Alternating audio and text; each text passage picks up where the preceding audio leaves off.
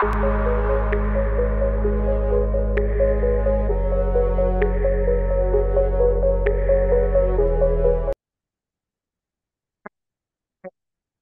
আসসালামু আলাইকুম গাইস। তো আজকে আমরা দেখবো কিভাবে একটা ওয়েবসাইটের লেআউট তৈরি করতে হয়। তো দেখো, এখানে আমরা একটা ওয়েবসাইটের লেআউট তৈরি করছি, ডেমো ওয়েবসাইট। ধরো আমরা একটা আমাদের ওয়েবসাইটে কোনো নাম দিই না, জাস্ট আমরা লিখছি মাই ওয়েবসাইট। আমরা চাইলে যে কোনো নাম দিতে পারি।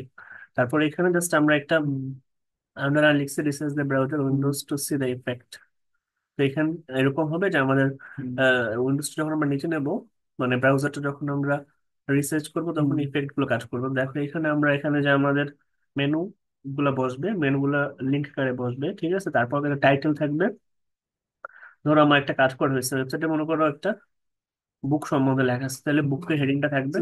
তারপর ডেসক্রিপশন থাকবে, আর কখন লেখা হয়েছে এটা ব্লগটা সেটা লেখা হবে। তারপর একটা ব্লগের ইমেজ থাকবে, তারপরে এখানে টেক্সট গুলো থাকবে।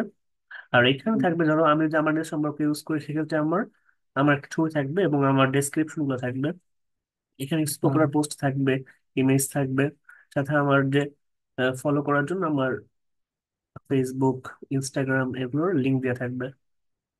আর এখানে একটা হেডিং থাকবে আলাদা, যেটা আমরা আর একটা আমার সম্বন্ধে একটা ব্লগ পোস্ট লিখলে তখন আমরা কি করব, যে একটা পিকচার দেবো, পিকচারটা আমরা ডেসক্রাইব করব।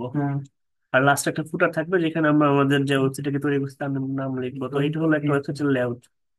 চলো আমরা এটা কিভাবে আমরা কোড লিখতে পারি সেটা দেখি।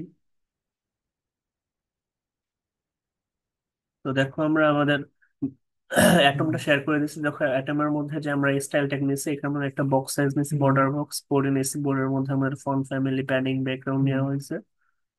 তারপরে হেডারটা নেওয়া হয়েছে H1। তারপর আমরা একটা নেভিগেটর ইউজ করছি, ওভারফ্লো, যেরকম আমাদের যে কার্সরটা নিয়ে ওভারফ্লো হবে সেটা। ব্যাকগ্রাউন্ড কালার ইউজ করছি, সাথে হলো আমাদের আমরা যে কলাম কোথায় ইউজ করব, কোথায় আমাদের ছবি লাগাবো, কোথায় আমরা কন্টেন্ট দেখাবো, ঠিক আছে, আলাদা আলাদা ভাবে। এটার জন্য আমরা কলাম নিচ্ছি, লেফট কলাম, রাইট কলাম। তারপরে আমরা একটা ইমেজের জাস্ট ফেক ইমেজ তৈরি করছি, বাট দেখা গেলো যে ওখানে অন্য যে কোনো ইমেজ বসাইতে পারবো। ইমেজের সাথে ইমেজের যে লাস্টে ফাইলের যে পিএন নাকি পিএনজি সেটা অ্যাড করতে পারবো, আবার কার্ড অ্যাড করতে পারবো।